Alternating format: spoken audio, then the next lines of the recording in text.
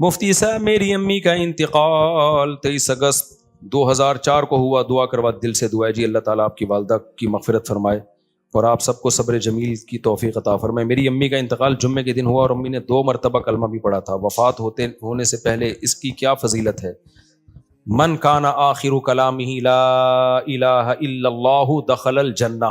نبی صلی اللہ علیہ وسلم نے فرمایا جس کا آخری کلام لا الہ الا اللہ تھا وہ جنت میں داخل ہوگا. لیکن بہرحال علماء نے اس حدیث کی تشریح میں لکھا ہے کہ اس سے وہ مراد ہے جو کبیرہ گناہوں سے بچتا ہو. تو اس طرح کی حدیثوں کا یہ مطلب ہوتا ہے. لیکن بہرحال حدیث کے ظاہری الفاظ یہی ہیں, اللہ کی رحمت سے امید لگائی جا سکتی ہے کہ شاید اللہ تعالیٰ, کیونکہ یہ بھی توفیق بھی ملنا بڑی بات ہے. موت کے وقت جو ہے نا اچھی حالت میں موت ہونا یہ اللہ کی بہت بڑی نعمت ہے. اس سے پناہ مانگا کرو کہ فلم دیکھتے ہوئے یا کوئی الٹا کام کرتے ہوئے موت آ جائے, اس سے پناہ مانگا کرو اللہ تعالیٰ کی. الٹے کام پہ آپ لوگ بہت ہنس رہے ہو, تو جو ہے پناہ مانگا کرو اللہ تعالیٰ کی. تو کوئی اچھے کام پہ نماز پڑھتے ہوئے روزہ رکھتے ہوئے اماں کے پاؤں دباتے ہوئے موت آئے نا ابا اماں کے, تو یہ اچھی موت ہے. مفتی صاحب یہ ہو گیا میرے بھائی وفات. اچھا میں اپنی والدہ سے بہت اٹیچ تھا. میری امی کینسر کی مریضہ تھیں, میں ان کی تمام دیکھ بھال کرتا تھا, کوئی نہیں تھا. مجھے ان کے آخری لمحات یاد آ رہے ہیں. تو یہ والدین کا ٹاپک ایسا ہے نا کہ یہ میرے سامنے چھیڑا ہی نہیں کرو, سمجھ رہے ہو. تو دیکھو یہ اب موت تو ہو گئی, لیکن آپ کے لیے بھی اچھی موت ہے کہ آپ نے والدہ کی خدمت کی آخری عمر میں. تو جب والدہ کی خدمت کی تو مرنا تو تھا ہی نا, تو کتنی اچھی موت ہو گئی کہ آپ کو خدمت کی توفیق مل گئی.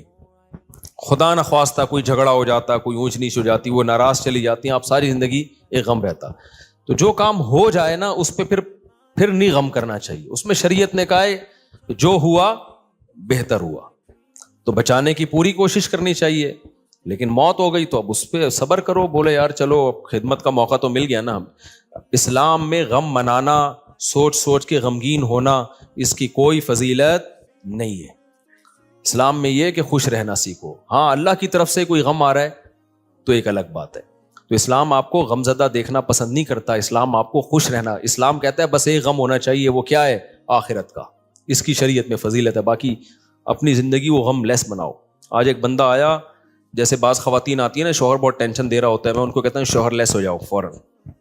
ٹینشن لینے کا نہیں. میں نے کہا شادی سکون کے لیے کی تھی نا, جب سکون ہی نہیں مل رہا تو میاں لیس, اس کو طلاق مانگو, اس سے کوئی بھی طریقہ اختیار کرو جان چھڑانے کا.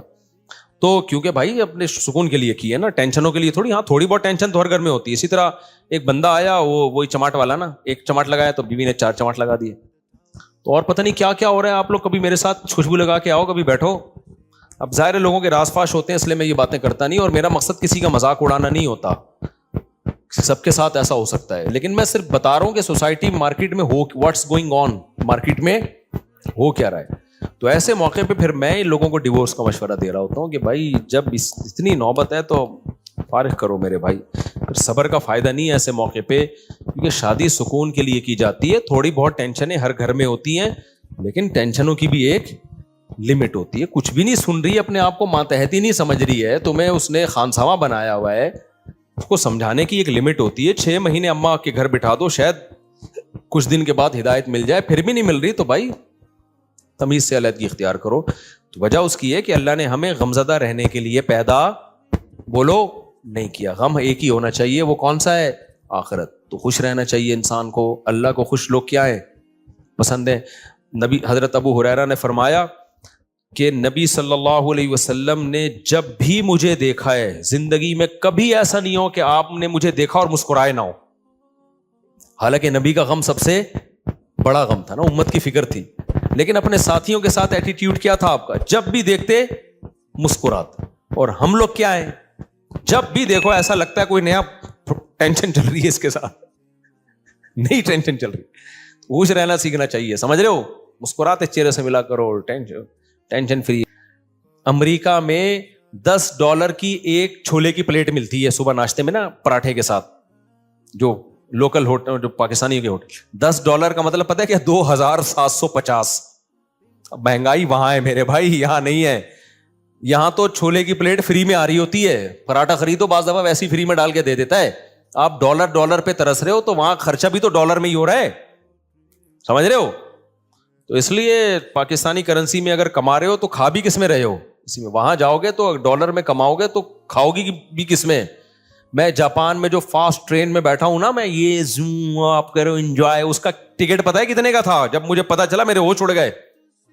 میں نے کہا ٹانگا گدھا ٹرکشا صحیح ہے میرے بھائی, یہ بس دکھانے کے ہیں. لوگوں کی جائیدادیں بک جاتی ہیں ان ٹرینوں میں, بہت لگژری لوگوں کا کام ہے وہ, بس وہ ڈرائیور ہی بیٹھے اس میں. تو بہت مہنگائی ہے, تو آپ بہت مزے میں ہو. اور وہاں ٹیکس اتنا ہے, آپ کی اگر 40 لاکھ تنخواہ ہے نا, 1 کروڑ آپ کی اگر تنخواہ, ایک مثال دے رہا ہوں تاکہ کیلکولیشن آسان ہو, تو 43 لاکھ روپے ٹیکس میں دینے ہیں آپ نے. یہاں اتنا ٹیکس تھوڑی ہے. پھر لوگ اس پہ خوش ہوتے ہیں, ہم ٹیکس دے رہے ہیں لیکن علاج ہمارا فری میں ہے, بچوں کی تعلیم ہماری فری میں. فری میں کہاں ہے؟ 43% تنخواہ کاٹ لی تم سے انہوں نے, اب تمہیں فری میں تھوڑی دے رہے ہیں. آپ کی گورنمنٹ یہاں جتنی مرضی کرپٹ ہے, میں کوئی یہ نہیں کہہ رہا بہت نیک گورنمنٹ, جیسی مرضی ہے, اتنا ٹیکس نہیں ہے میرے بھائی. تنخواہ پوری آ رہی ہے آپ کے پاس, تو اس میں آپ اپنے بچوں کی فیس بھر لیتے ہو, وہ اتنی نہیں ہوتی, 43% نہیں ہوتی, وہ سمجھتے ہو آپ کے سارے خرچے نکل رہے ہوتے ہیں. نہیں آ رہی میرا خیال ہے بات. اور پھر زکاتیں بھی لوگ دے رہے ہوتے ہیں, تھوڑے سے گھننے بن جاؤ, اگلا پوری جائیداد نکال کے دے دیتا ہے. یہاں تھوڑا سا گھننا بننا آنا چاہیے, بس یہاں پریکٹس کرو تھوڑی سی. تو اس لیے اتنا ٹینشن والا بات نہیں. ہم کیوں وہاں جا کے فوراً واپس آتے ہیں؟ مزہ ہمیں کہاں آتا ہے؟ بہت اچھے کنٹری ہیں, امریکہ بہت اچھا ہے, جاپان بہت اچھا ہے, مزہ ہمیں کراچی میں ہی آتا ہے. اور یہ جو میں نے ابھی بیان میں کہا نا کہ خاموش, بالکل خاموش, یہ 4 دن خاموشی اچھی لگتی ہے, اس کے بعد کاٹنے لگتی ہے. یہاں ریلیشن ہے, آبادی ہے, ایک بندہ پنجاب والا ملے گا, ایک پشتو والا ملے گا, ایک بلوچی ملے گا, ایک فلانا, ایک میکینک ملے گا, ایک فلانا ملے گا, ایک ڈاکٹر ملے گا, ایک سائنٹسٹ ملے گا, ایک سیاستدان ملے گا. ہر آدمی ہوٹل میں بیٹھ کے ایسے لگے گا یہاں سارے ہی پہنچے ہوئے لوگ ہیں, گپ شپ کا ماحول ہے. یہ سب کچھ وہاں پر نہیں ہے. خاموشی خاموشی خاموشی. ابے 4 دن تک خاموشی اچھی لگتی ہے, اس کے بعد میں نے کہا یار کوئی تھڑے نہیں ہے یہاں پہ, کوئی تھڑے ہوں یہاں پہ, کوئی بیٹھے ہوئے ہوں, کوئی بیٹھک ہو, کوئی گپ شپ ہو نا, ختم. تو ایک رشتہ داروں میں ہوتی ہے وہ بھی رشتے بھی کیا ہو رہے ہیں, ختم ہوتے جا رہے ہیں, وہ بھی شارٹ ہوتے جا رہے ہیں. تو بس ہر آدمی انڈیویجولی لائف گزار رہا ہے, تو ایسے تھوڑی, تو ایسے تو زندگی کا سکون تھوڑی ملے گا. بہت سی چیزیں ہمارے یہاں پازیٹیو ہیں میرے بھائی, بس دعا کرو ہمارے یہاں صفائی ہو جائے اور لا کچھ قانون مضبوط ہو جائے, تو ہم ان سے اب بہت آگے ہیں. یہ 2 ہی چیزیں نہیں ہیں, اور یہ 2 ہی انہوں نے بیڑا غرق کیا ہوا ہے ہمارا. لیکن جب وہ تو بیڑا گورنمنٹ نے غرق کیا ہوا ہے نا, ہم تو خوش رہنے پر اللہ نے ہمیں پابندی نہیں لگائی. تو آپ اسی کو انجوائے کرو. دیکھو اب کراچی میں برساتی کھڈے کتنے ہو گئے نا بارش ہوتے ہی. اچھا کلائمیٹ ایسا چینج ہوا ہے کہ بارش بھی عجیب قسم کی ہو رہی ہے. ادھر آ رہا ہے کہ جی سمندری طوفان آ رہا ہے, اور واقعی آیا ہوا بھی ہوگا, اس کے پڑوس والے علاقے میں نلکے میں بھی پانی نہیں ہوگا. وہ کہہ رہے ہم تو سمجھ رہے تھے پورا طوفان آ رہا ہے, پانی پانی, اور ادھر نلکے میں بھی پانی نہیں ہے. عجیب کراچی کا وہ, یعنی بارش ایسے ہو رہی ہے, انڈا موڑ پہ ہو رہی ہے, کلندری چوک پہ نہیں ہو رہی. عجیب ہی سیٹ اپ چل رہا ہے. تو انجوائے کرو اس کو. تو وہ دیکھو کتنے کھڈے ہیں نا, وہ ٹک ٹاکر نے کیسا انجوائے کیا کراچی میں بارش میں, جو کھڈے اتنے بات پہ آپ کو چھلانگے مار کے. تو وہ اس نے اولمپک کی تیاری کر رہے ہیں نا گھر میں, لمبی لمبی چھلانگے مار رہے ہیں. ماں نے پوچھا اولمپک کی, کہہ رہے بعد میں پتا چلا یہ کراچی کے کھڈوں کو کراس کرنے کی ٹریننگ لے رہا ہے. میں نے کہا چلو اتنی ٹینشن میں اس نے. تو اس لیے جس حد تک ممکن ہے خوش رہنے کی کوشش کیا کرو. اللہ کو غمزدہ لوگ پسند نہیں ہے, ہر وقت دکھڑے, یہ ہو رہا ہے, فلانا ہو رہا ہے, ڈمکانا ہو رہا ہے. اور اللہ کو خوش لوگ پسند ہے. ہاں دکھ صرف ایک ہونا چاہیے, وہ کیا ہے بھئی, آخرت میں پتہ نہیں کیا بنے گا. اس کے علاوہ اللہ نہیں چاہتے کوئی دکھ ہو آپ کو. دوسری بات یہ کہ گھروں کے جھگڑوں کو بھی بڑھایا مت کرو. گھروں کے جھگڑوں کو, ہمارے ایک دوست تھے سفر میں, ان کا اپنی بیوی سے پھڈا ہو گیا فون پہ, طبیعت سے چل رہی ہے نا, تیری ایسی کی تیسی. وہ ادھر سے اس کو جواب آ رہا ہے, طبیعت سے پھڈا ہوا ان کا. اور اپنے دوستوں کو بھی بتا رہے ہیں میری بیگم نے یہ. ظاہر ہے سب کے سامنے ہو رہا ہے تو پتہ چلے گا نا دوستوں کو کہ یار کیا ہو گیا. بے یار میرا تیری بھابھی نے دماغ خراب کر کے رکھا ہوا ہے یار, یہ ہے ایسے نا. آدھے گھنٹے کے بعد نارمل بیٹھے ہوئے, چائے چل رہی ہے, گپ شپ چل رہی ہے گھر میں, بیگم اور بیگم, وہ میں آ رہا ہوں پرسوں. وہ دوست نے پوچھا ابے آدھے گھنٹے پہلے تو ایسا لگ رہا تھا کہ طلاق ہو جائے گی تم دونوں میں, ابھی تھوڑی دیر میں ایسا لگ رہا ہے کہ کوئی مسئلہ ہی نہیں ہے. تو اس نے کہا یار میری عادت ہے 15-20 منٹ کے بعد پھڈے کو میں بھول جاتا ہوں, ٹھیک ہے نا, فنش. واقعی یہ جن لوگوں کی عادت ہو نا وہی خوش رہ سکتے ہیں اس زمانے میں. اور جو ناک پہ مکھی بٹھا کے رکھتے ہیں نا اور دل میں لے کے بیٹھ گئے اس نے یہ کیوں بولا تھا, ابے بھائی جو بولا تھا بول دیا, ختم کر. جب سنا دیا اس نے بھی سنا دی, اس نے بھی سنا دی, ختم, قصہ ختم. چلو بھائی دوبارہ سے جیسے انجوائے کرو لائف. اور لوگ کہتے ہیں بھی تنبیہ تو ہوئی نہیں, نہ جب یہ پھڈا ہوتا ہے نا اگلے کو خود تھوڑی سی تنبیہ ہو جاتی ہے. آئندہ وہ بولنے سے پہلے اس کو بھی پتا ہے, آپ کو بھی پتا ہے کہ میں یہ بولوں گا اس کی دکھتی رکھ پہ پاؤں رکھ دوں گا میں, وہ یہ بولے گی تو میرے کھوپڑی گھومے گی. تو دونوں تھوڑا تھوڑا ایک دوسرے کی کھوپڑی کا احترام آہستہ آہستہ شروع کر دیتے ہیں. خود ہی شادی شدہ آدمی کی زندگی ایک مینجمنٹ خود بخود آ جاتی ہے. تو اگر آپ جو دل میں لے کے بیٹھ گئے, اس نے میرے کو یہ بولا تھا, اس نے یوں کر دیا تھا, اس نے, یار تمہیں ایک واقعہ سناتا ہوں اس سے بس پھر میں بس آپ لوگ سے 2-4 سوال لے کے بیان ختم کرتا ہوں. اس سے بڑا کیا یعنی ایک طرح سے ظلم ہوگا کہ سیدہ عائشہ رضی اللہ تعالی عنہا پر جب تہمت لگی ہے نا, منافقین نے جھوٹی تہمت لگائی, اس میں حضرت مصطح رضی اللہ تعالی عنہ جو صحابی رسول ہیں وہ بھی اس پروپیگنڈے کا شکار ہو گئے تھے. وہ بھی منافقین کی باتوں میں آ گئے اور انہوں نے بھی حضرت عائشہ کے بارے میں یہ منافقین سے سن کے الفاظ کہے. حضرت عائشہ بیٹی کس کی ہیں؟ ابو بکر کی. آپ بتاؤ غیرت مند آدمی کو کتنا غصہ آئے گا نا. حضرت ابو بکر حضرت مصطح کے ساتھ مالی تعاون بہت زیادہ کیا کرتے تھے کیونکہ رشتہ دار بھی تھے اور غریب بھی تھے. جب حضرت ابو بکر کو پتا چلا نا میری بیٹی کے بارے میں انہوں نے یہ الفاظ کہے ہیں, تو حضرت ابو بکر نے قسم اٹھائی کہ آج کے بعد 1 روپیہ نہیں دوں گا. یعنی میں خرچ کر رہا ہوں ان پہ اور میری بیٹی پہ یہ بھی تہمت میں شریک ہو گئے.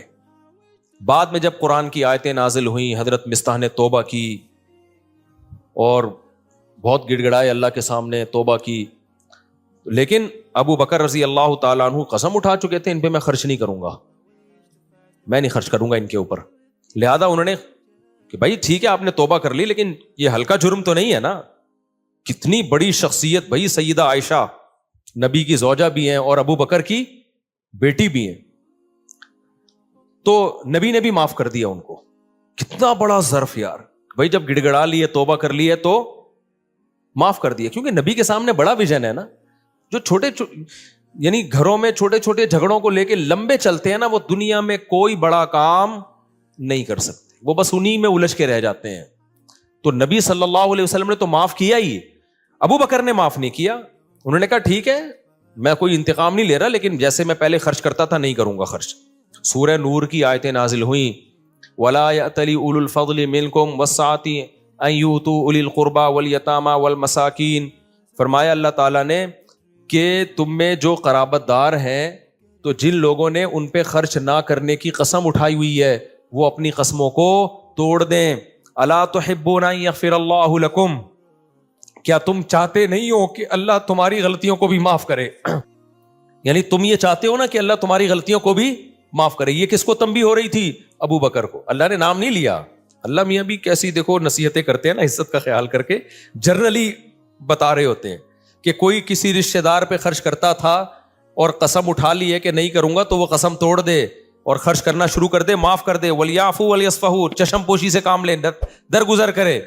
الا تحبون ان یغفر اللہ لکم, کیا تم نہیں چاہتے کہ اللہ بھی تمہاری غلطیوں کو معاف کرے. جب یہ آیت نازل ہوئی ہے ابو بکر نے کہا کیوں نہیں ہے اللہ, میں چاہتا ہوں تو میری غلطیاں معاف کر. یعنی اگر میں ان کو معاف کروں گا تو کل تو قیامت میں میری غلطیاں بھی معاف کرے گا, تو کیوں نہیں معاف کروں گا میں. کتنی بڑی غلطی کو معاف بھی کیا اور دوبارہ حضرت مصطح کو پر صدقہ کرنا شروع کر دی. تو جو آدمی معاف نہیں کرتا نا, بغض رکھتا ہے, وہ ڈپریشن اور ٹینشن میں رہتا ہے. اور جو دماغ کو صاف اور پاک کر کے سوتا ہے کہ یار جو تھا قصہ ختم, تو وہ ڈپریشن سے آزاد ہوتا ہے. تو ہم لوگ جھگڑوں کو لے کے بیٹھے رہتے ہیں اتنے لمبے لمبے کہ اس نے میرے کو یہ بولا تھا, اس نے میرے کو یہ بولا تھا, اس نے مجھے یوں کیا تھا. ابے چھوڑ دے یار, ٹھیک ہے اپنے آپ کو بھی ریلیکس کر, دوسرے کو بھی ٹینشن سے باہر نکال. تو اس لیے میرے بھائی خوش رہنا سیکھو, اور جس آدمی کے دل میں کینہ ہو, بغض ہو, چیزوں کو لے کے بیٹھتا ہو, وہ کبھی بھی خوش نہیں رہ سکتا, جلتا کڑتا ہی رہتا ہے, منفی باتیں ہی کرتا رہتا ہے. تو دل کو صاف رکھنا چاہیے انسان کو تاکہ آگے چلے, پھر وہ آگے کے کام کر سکے. انہی میں الجھ کے رہ جائے گا نا. ایک کسٹمر نے یوں کر دیا تھا تو اس کو سنا دی, وہ کسٹمر ہی مارکیٹ سے شارٹ ہو گیا, کاروبار اپنا ٹھپ ہو گیا. تو کوئی سوال کسی نے پوچھنا ہے تو بھائی پوچھ لے, پھر ختم کرتے ہیں. اللہ,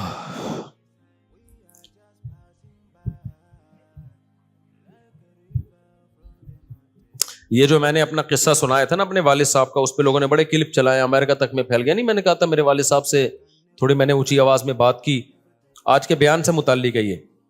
میں نے بتایا تھا نا میری ایک دفعہ والد صاحب سے اونچی آواز میں بات ہوئی, تو میں نے سوتے ہوئے والد صاحب کو اٹھا کے معافی مانگی. یہ کلپ بڑا وائرل ہوا, اچھا ہے. اس میں ایک بات میں بتانا بھول گیا تھا, جب کلپ وائرل ہو ہی گیا, ایک منٹ بیٹا, یہ عمل میں نے اپنے بڑے بھائی کو دیکھا تھا یہ کرتے ہوئے. میرے بڑے بھائی کے ساتھ اس طرح والد صاحب نے ایک دفعہ ہاتھ بات اٹھایا تھا ان کے اوپر, تو شاید ان کی زبان اڑ گئی تھی. تو میں نے اپنے بڑے بھائی کو دیکھا کہ انہوں نے جا کے والد صاحب سے معافی مانگی. تو یہ میں بتا رہا تھا نا کہ جو چیز دیکھتا ہے انسان وہ سیکھتا ہے. تو مجھے اپنے بڑے بھائی کا یہ عمل میرے دماغ میں انسٹال ہو گیا تھا کہ یار اگر بڑوں سے کبھی ایسا ہو بھی جائے تو معافی مانگی جاتی ہے. تو اس لیے میں کہتا ہوں کہ اپنے ماں باپ کی خدمت اپنے بچوں کے سامنے کر لو, تاکہ تمہارے بچوں کو پتا چلے کہ انہوں نے بھی تمہیں بڑھاپے میں سنبھالنا ہے. سمجھتے ہو گے نہیں سمجھتے؟ اپنی ماں کی خدمت اپنے بچوں کے سامنے کر لو, تاکہ بچوں کو پتا چلے کہ جو تمہاری بیٹیاں ان کو پتا چلے کہ بھائی ہم نے بھی اپنی ماں کو بڑھاپے میں سنبھالنا ہے.